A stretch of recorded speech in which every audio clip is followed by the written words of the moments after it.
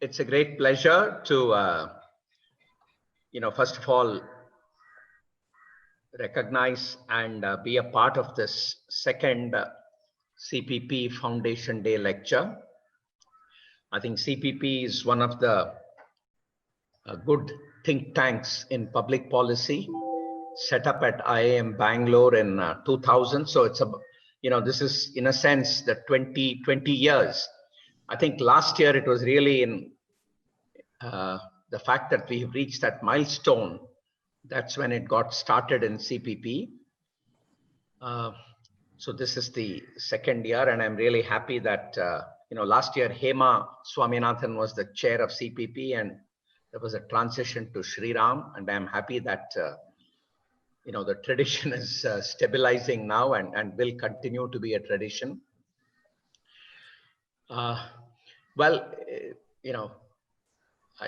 Given the current situation, otherwise there could have been the possibility of doing something at the beautiful campus of IIM Bangalore, but then everything is going online, and it's a different way of doing it.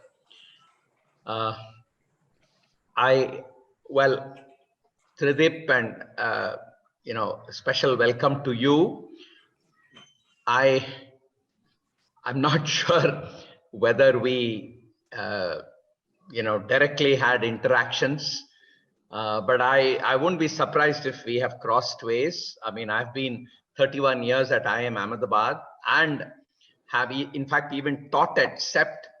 I used to do something in the area of transportation, and so whenever something was happening there, so of course since then CEPT has come a long way, and it's good to know of your connection with CEPT, and of course some of the other institutions there, the Sabarmati Ashram or the LD Institute of Indology, and I think when I see, I mean, it looks like what Gandhiji has created is sort of unending.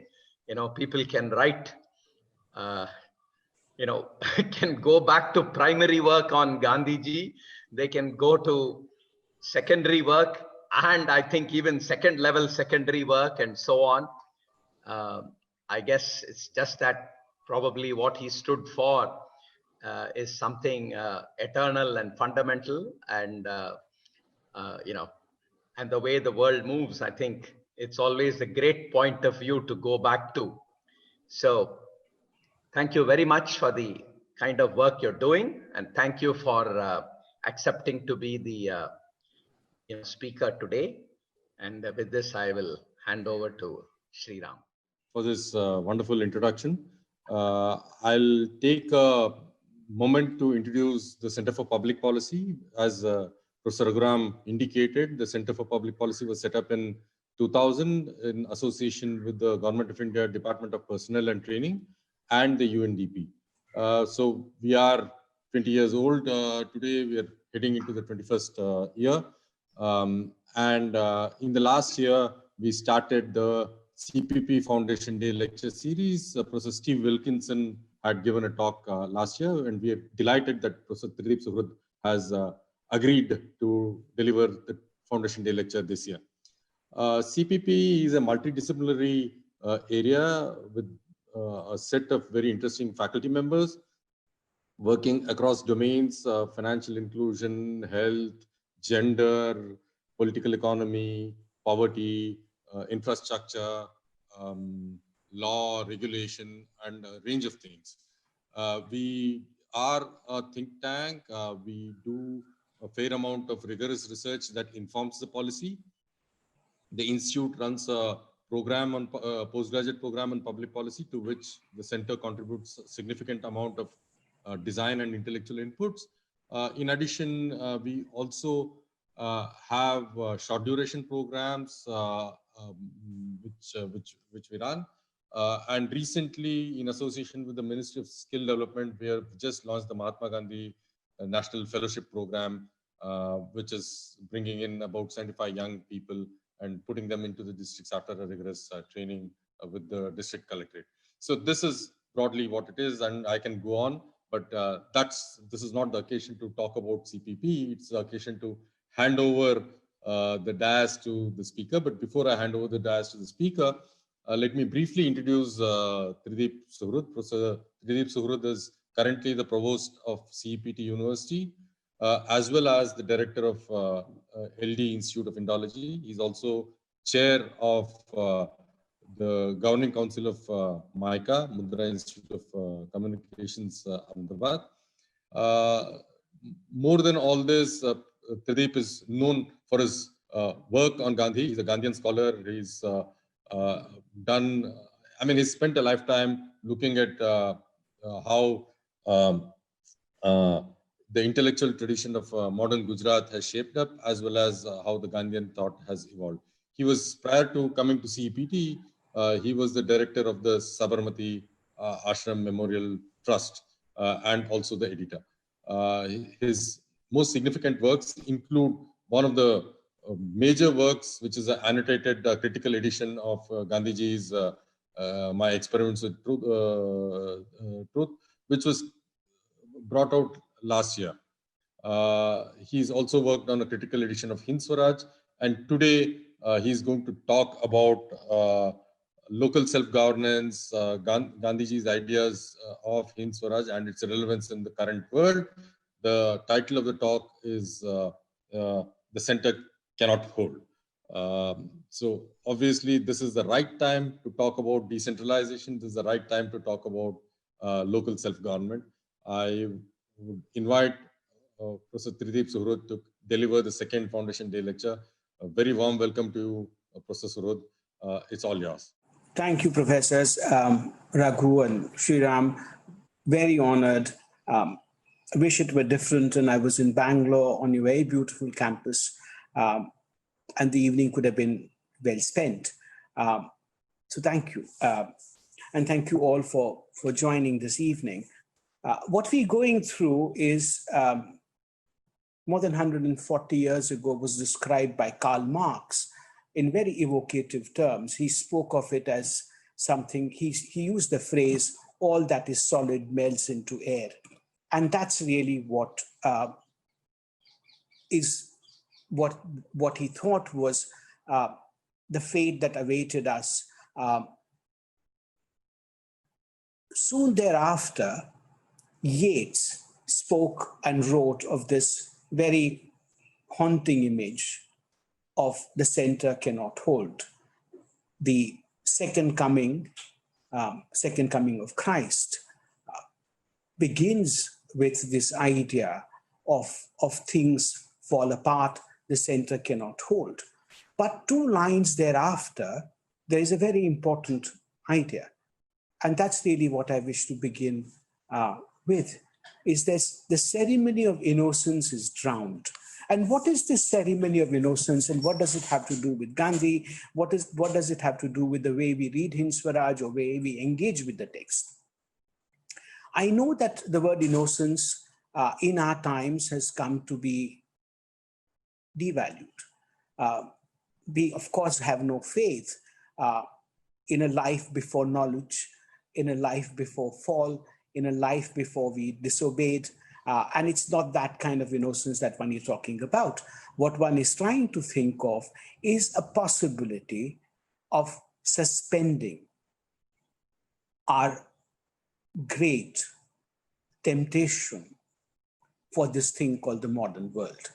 And unless we suspend our temptation, our need to belong, to center ourselves, to locate ourselves within this thing called the modern world, probably any reading of Hind Swaraj would become very difficult. So it's really with a plea for innocence that I begin, that we have to, in order to read the Hind Swaraj, we have to try and think in a paradigm from a philosophical ground, which is constituted differently from the ground that we are used to thinking about ourselves, our world, the materiality of it, and also our spiritual longings within it. We know that the Hind Swaraj was written in 1909. Gandhi was 40. It was written aboard a ship, Kildonal Castle, using the stationery of the ship. Written in Gujarati in a dialogical form, and he spent roughly 11 days writing this 20-chapter text. And it met with a very strange fate. It met with a strange fate because during Gandhi's time, and even thereafter, almost everyone, his associates, his friends, his colleagues in the political party, as also his opponents, thought of this text as something that had to be neglected. It was seen as a folly. We know that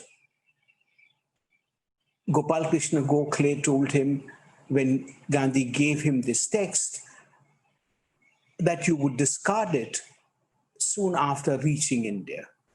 Nehru chose to forget it. In 1945, Nehru writes to Gandhi saying, I have only very vague memories of it.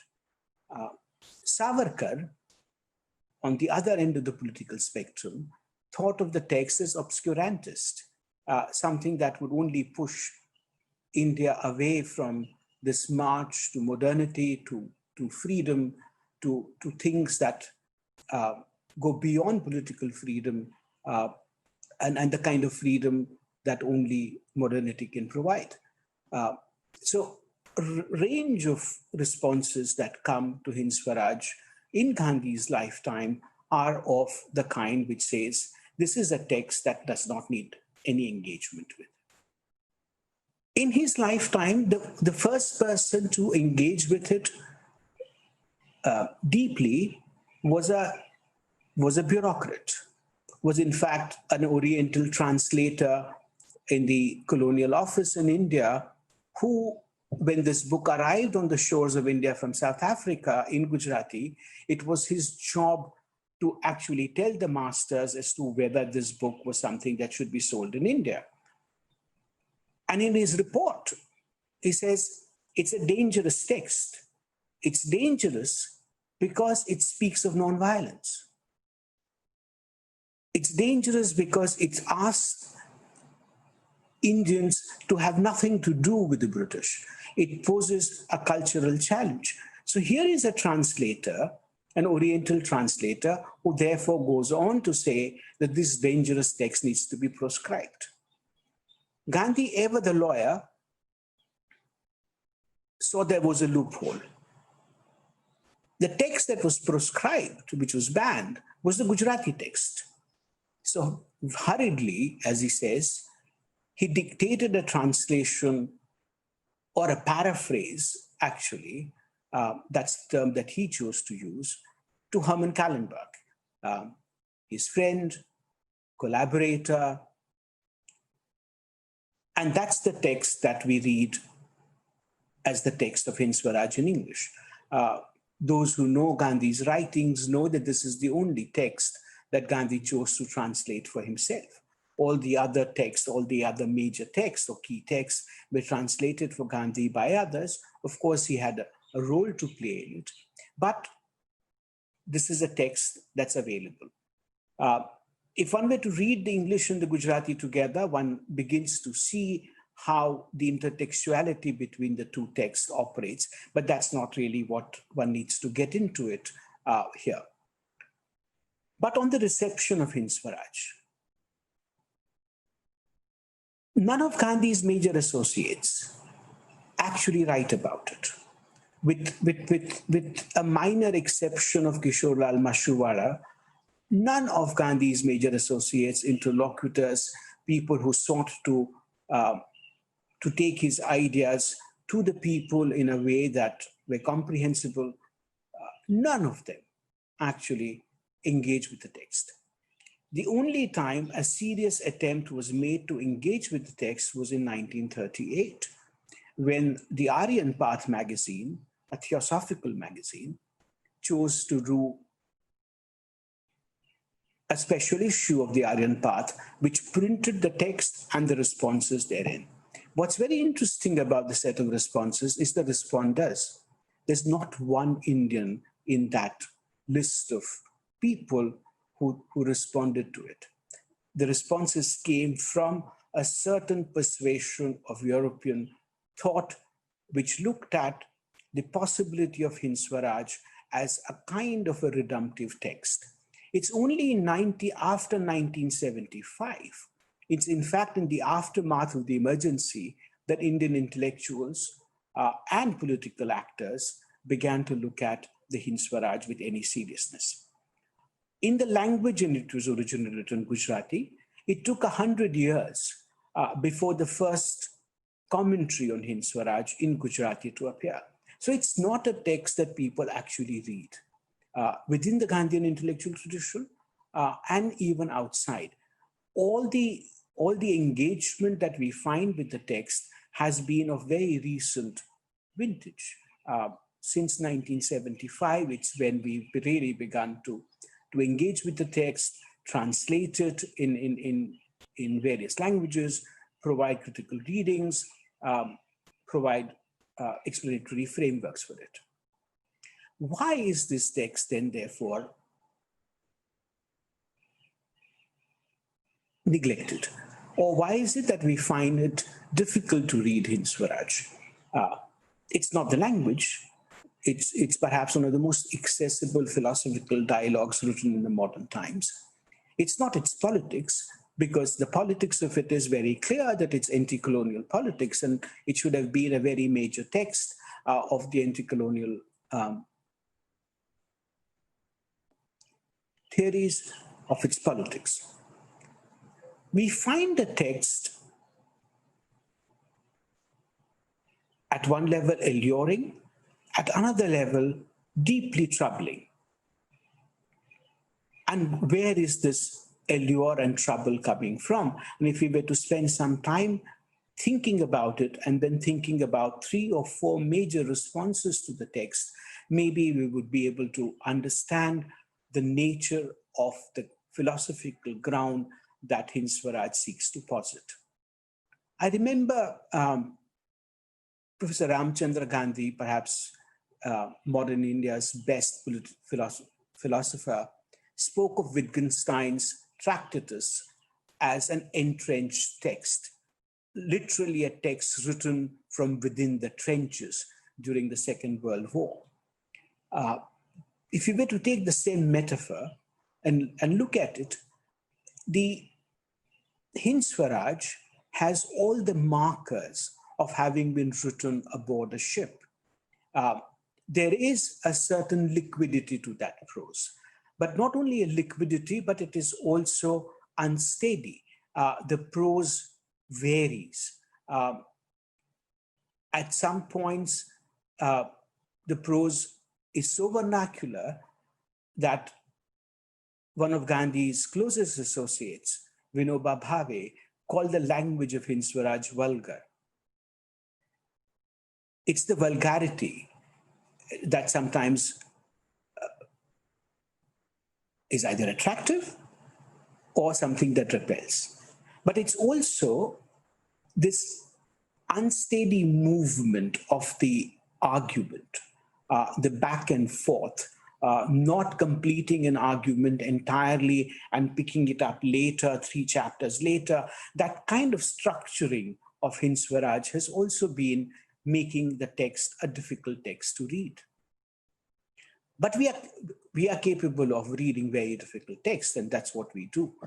So it's not the difficulty of the text, but it's really the liquidity of its prose, the unfinishedness of its arguments that make Hind Swaraj very alluring.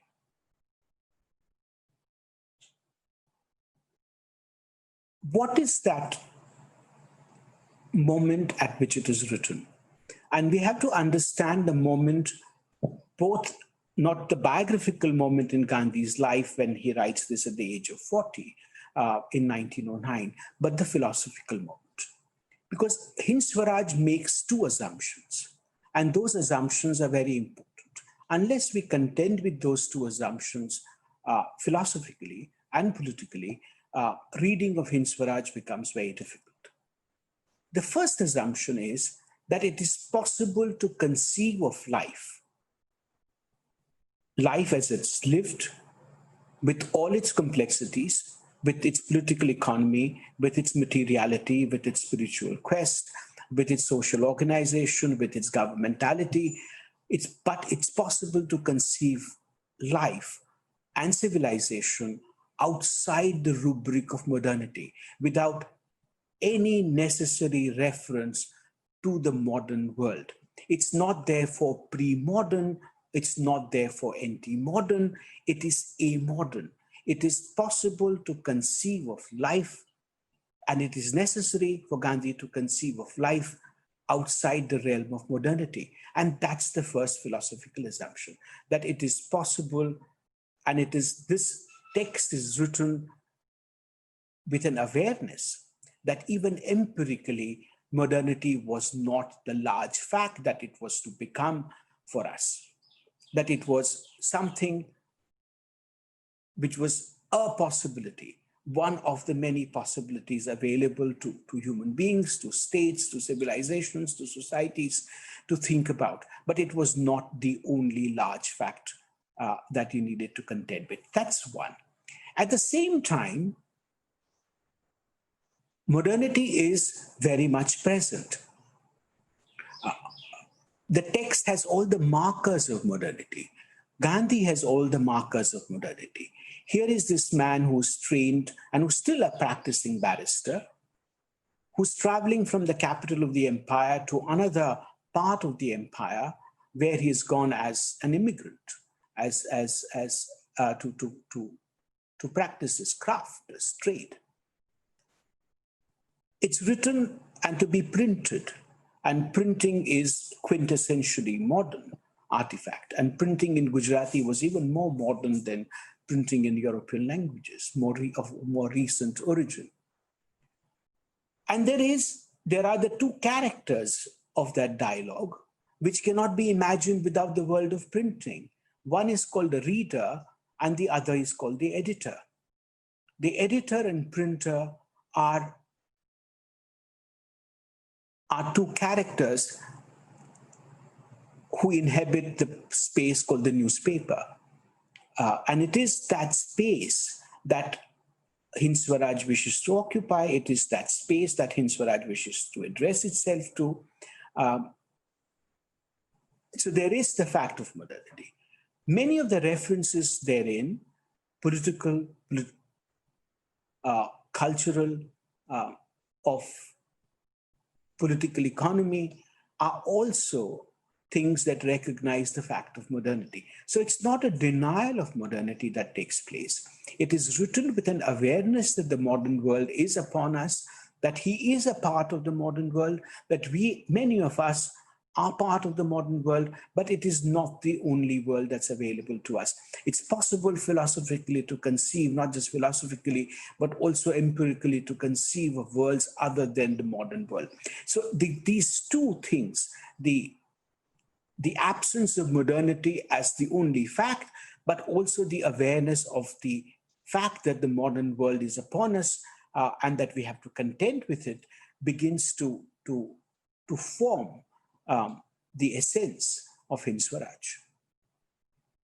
Also, we have to recognize that the kind of colonial enterprise that Gandhi speaks of is also a modern artifact.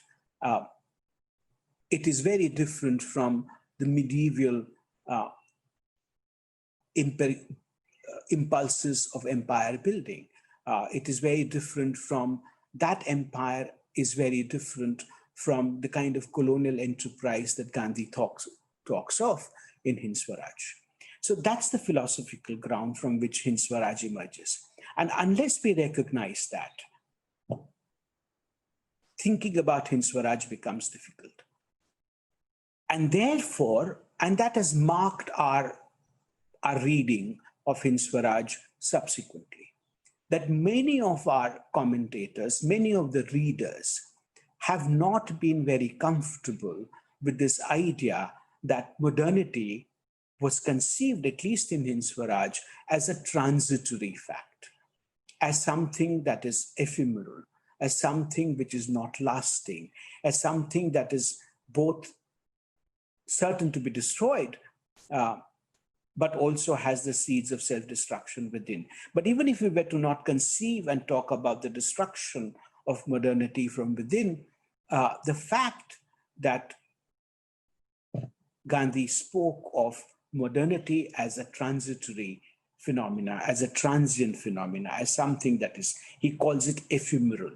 And he, at one point, he calls it a play of 3 days. It is not going to last for more than 3 days. So that conception of modernity is something that has bothered a lot of readers of Hind Swaraj. And therefore, many of the readings of that text, and therefore of Gandhi, have come to think of Gandhi as anti-modern. And if you're very charitable, you would call him a Luddite. But if you're not charitable, then you would begin to think of Gandhi as an anti-modern person, not recognizing that Gandhi has very large contribution to make to our understanding of modernity, to the way we grapple with modernity in the early 20th century and late 19th century. That Gandhi is aware of the modern political economy as it played out at that point. He is aware of flows of labor. He's aware of the flows of capital. So he's not somebody who is either indifferent or ignorant of how the political economy of the world has been constituted, what role the empire plays in it, what role the colonies play in it, what role does primary agriculture plays into creating that, and what role does migrant labor, in this case to South Africa and East Africa, plays in creation, and also the entire Asia-Pacific Rim plays in creation and sustaining that political economy. So Gandhi is not unaware of the modern world. In fact, he is very much part of that modern world. He's a product of that modern world. But if you would begin to think of Hind Swaraj as an anti-modern text, then your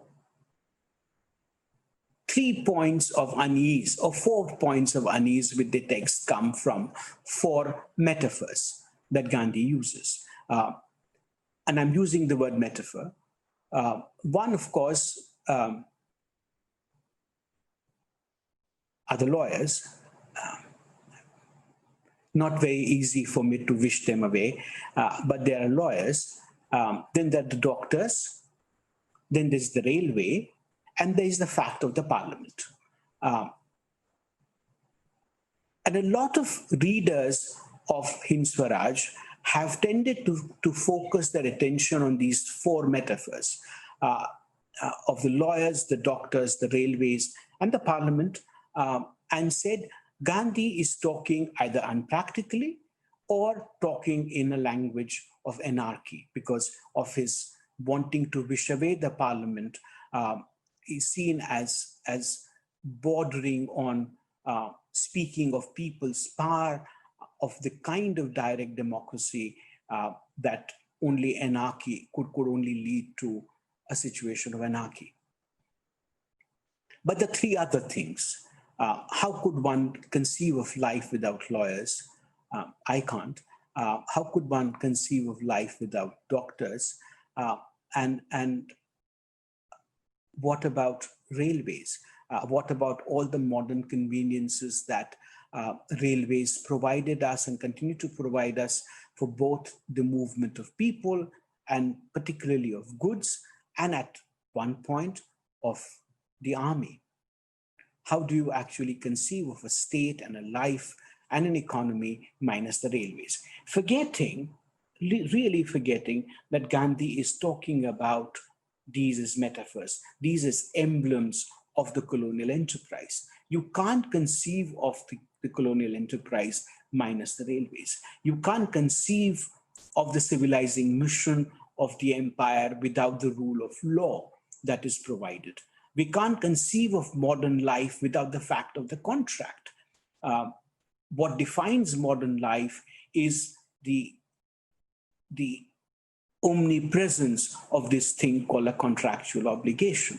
We can't conceive of the modern political economy minus the contract, the rule of law, the recognition of private property or recognition of property and guarantees thereof under law. We can't conceive of life, and certainly not these days, we can't conceive of life which is not cared for by doctors. So the care of the self that modernity and modern science promises is embodied by the doctor. And we spoke of the parliament as something which Gandhi spoke of the parliament as something that is incapable of expressing the will of people, of doing anything useful by itself, of selling itself to the highest bidder. And we thought that this was an exaggerated account.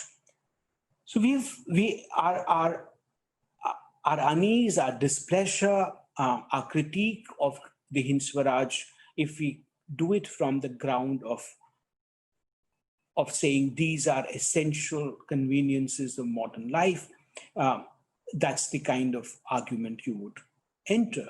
And then you would go a step forward and said, well, if there was a frequent flyer mile available, Gandhi would have got enough train tickets to last 7 lifetimes. Or that he actually got himself operated for appendicitis, and that there was always a doctor as part of his inner circle, that Gandhi himself was a lawyer and a failed one. Well, he wasn't. He was one of the most successful litigating attorneys in South Africa, and one of the wealthiest there. But that apart, but he was capable of very self-deprecating humor and description of himself. And one of them has stayed with us, that he was somebody who was very uncomfortable in the courts of law. So that's the kind of critique that emerges. Our response to that has been to say, no. It's really what Gandhi is talking about is machines as measure of human worth. What Gandhi is worried about, that modernity and the life and the trajectory of modernity is something taking us to a situation where machines become the measure of human worth. And if they so do, where is it that it would lead us to? That's the second kind of response, to which there have been other readings. And one of the most powerful readings that has come to us in the last 20 years, 25 years, has been an ecological reading. And that ecological reading, which tells us that there are seeds of our ecological consciousness in modern India, lie in Hind Swaraj. There would be another text that could be read along with it, and that would be Joseph Kumarappa's The Economy of Permanence. Between these two, the ground for an ecological thinking, or what later came to be called Unease, and around Unease and others, the deep ecology came to be laid in Hind Swaraj, because Hind Swaraj speaks of limits. Hind Swaraj speaks of limits to consumption, limits to worldly ambition, limits to acquisition, limits to exploitation. And it recognizes the structural nature of poverty. It recognizes the structural nature of violence. So there has been a very powerful ecological critique and ecological reading which has become available to us. Between these, what is forgotten is the reason why Gandhi makes this plea. And what implications does it have for our modern politics or contemporary politics, the way we conceive the state, the way we conceive the citizenship, and the way we place the individual in that matrix. Gandhi's unease with modernity is a philosophical one. It is not about speed. Of course, speed is a philosophical notion.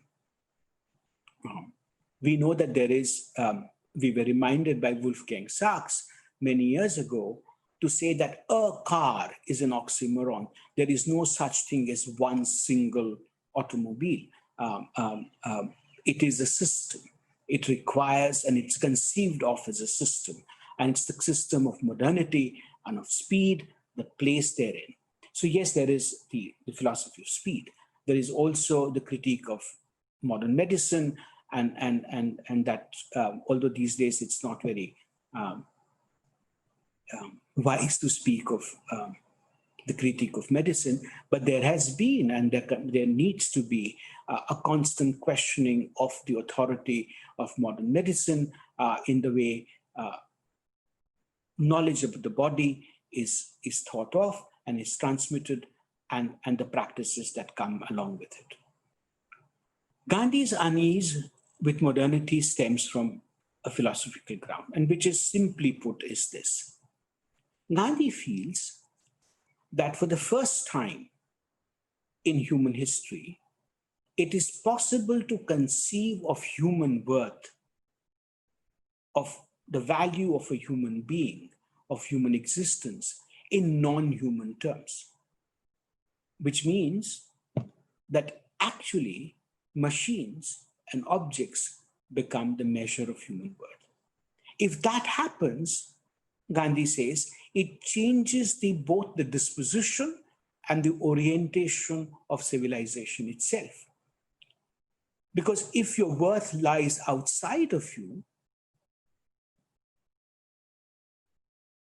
then what you need to strive for is not something that's within us, but it's something that lies outside of us. It is that is the only reality that we can acknowledge. That's the only reality that we can hope for. That's the only reality that we wish to strive for. That's the only thing that should tempt us. That there should be no temptation other than the temptation of the material world. And that's a deeply problematic idea, because in Hind Swaraj, Gandhi says, what characterizes modern civilization is that both Purushartha, that's the human endeavor, and Artha, the meaning of life, are both located outside the human person. Now, if that's the case, then Gandhi says it alters everything. What does it alter? It alters the way a society constitutes itself. It alters the way what people and societies and civilizations aspire for. It alters the way in which not only human worth, but the worth of all human endeavor, societal, civilizational, material, are all to be measured by a yardstick that is not human. It could be the product of human ingenuity, it could be the product of human labor, but as we know that it has a life which is separate from, distant from the human being. And that is something that troubles Gandhi and troubles a lot of people who thought of modernity as fundamentally altering human society, human relations, human self-understanding. Understanding of oneself, one's location within the world, one's Purushartha, or one's, if you don't want to use the word Purushartha, or the human calling, all of those things get redefined through the modern world. And that's the trouble with modernity, Gandhi says. If that's the modern world that we create, all the apparatus that we would create would either be of the kind that would further research at one level, or in order to inhabit you, it would actually prevent you structurally through laws, through social constructs, through philosophical ideas, is to take you away from a possibility of finding a center within yourself, finding a center within something that is not tangibly material, something which is not outside of the human person. Therefore, Gandhi says that the only object that modernity has is to increase bodily comfort. We would say no harm in it. Gandhi does not have a problem with bodily comfort per se. What Gandhi's problem is that it becomes the only measure of human endeavor, that there are no other endeavors possible, that society's orientation becomes such that any other search that denies or that places the search for bodily comfort as primary. Therefore, your notions of violence would be bodily. Your notions of violence would be of the kind which would impede the search for happiness. Your notions of punishment would necessarily, therefore, have to be of the kind which say, we would limit the scope of your activities. We would confine you. So the idea of confinement is not only in the physical space, but it is also in terms of impeding this search, this desire for bodily comfort. And therefore, Hind Swaraj sought to posit a possibility that this modernity, a large fact, nevertheless, in 1909, but not the only fact, not a total fact, not an all-consuming fact, is something that is ephemeral, that it is possible to think of life, of politics outside of modernity. At the same time, not denying this great gift that modernity had given us, which is the gift of being an individual.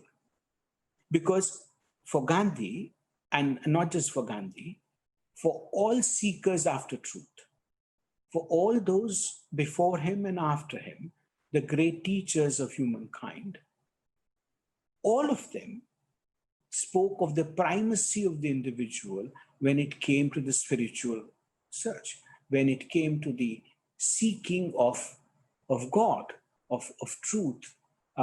It was not a collective endeavor. It never was. I don't know whether it can be, but in case of Gandhi and the teachers that he thought as exemplars, for none of them, the individual could be negated completely, because the individual is the one who goes out and searches for truth. So the idea of the individual is there not only as a spiritual seeker, because we may say that's not a search that is worth our while, that's not a search that we should encourage, it only leads to more violence, or it leads us astray. We could make an argument against spiritual search. But then Gandhi begins to take that idea of the individual from the spiritual realm and places the individual within the political realm. Because at every point in Hind Swaraj, Gandhi is addressing the individual. It's very strange that Hind Swaraj rarely speaks of collectivities. It speaks of collectivities in abstract, but all the autonomous action that we are required to do, all the action that we are required to perform, is performed by the individual acting as an autonomous political subject. The fact of satyagraha is not possible without the autonomous individual acting in search of truth, but also necessarily in search of justice, in search of non-violence, in search of structures which render dehumanization of fellow beings as both illegitimate and impossible. So the politics of Hind Swaraj is based on the idea of the individual, and therefore it recognizes that this very modern notion of us as citizens or as political actors. If you take that idea of the individual as political actor, as a possible satyagrahi, as a possible one who fights or who struggles to create a more just world, a more tolerant world, a more compassionate world, a more virtuous world, perhaps, you begin to get a different political subject. Now, it is that subject which would then define the nature of our relationship with the state. Gandhi believes that this subject, this political subject, this political actor is a self-governing entity. That this person, either as a part of collectivity or acting alone or acting as part of a political group, is capable of both self-governance and also of persuading others to govern themselves. Now, if you take that idea of self-governing entities seriously, then what you do is end up providing a very large challenge to the modern state. Because the modern state does not want us to be self-governing entities. It would like us to be self-disciplined. And if we are not self-disciplined, there's somebody who would tell us as to how to behave, how to be obedient, how to be a good citizen. The state takes it upon itself to govern us because it is seen that we are incapable of self-governance. So Gandhi's great challenge to the modern state, to every state in modern times, both the Indian state and the states elsewhere, is that he conceives of an individual that is self-governing. It's self-governing in very large areas. So the need of the individual for the state is reduced. The role of the state therefore diminishes. The domain of the state gets not expanded, but gets more and more limited to very few areas of human life, of collective lives. So what you get is a possibility of a self-governing individual creating systems, processes, structures which enhance the idea of self-governance. If you create the idea of self-governance and take it to levels of collectivities, you could think of economies, modes of production and consumption, which are not necessarily so interlinked, which are not necessarily so dependent upon production and consumption that is so physically divorced from each other, so distant from each other. It's also possible to conceive of production and consumption where the labor is not so absent for the consumer, where neither the producer nor the consumer are, to use that famous phrase, so alienated from labor and the product of human labor. So what you're getting within Swaraj is a possibility, given you're getting a possibility of a political system, an economic system, a system of human society, which posits individual as a self-governing entity. Self-governing, therefore, recognizing her or his limits. Because one aspect of self-governance is to recognize the limits of governance. It's to recognize not only the limits of governance, but also recognize the limits of one's own acquisitiveness. How much is it that you need to acquire? What kind of capital accumulation is something that is something that we should aspire to? Should we be creating more and more giant corporations controlled by technocrats and modern capital? Or should we be looking at creating the possibility that a lot of our production and consumption could be seen as taking place in a way where the labor of the individual laborer becomes valuable. I want to stop at this particular thought that Hind Swaraj is actually a text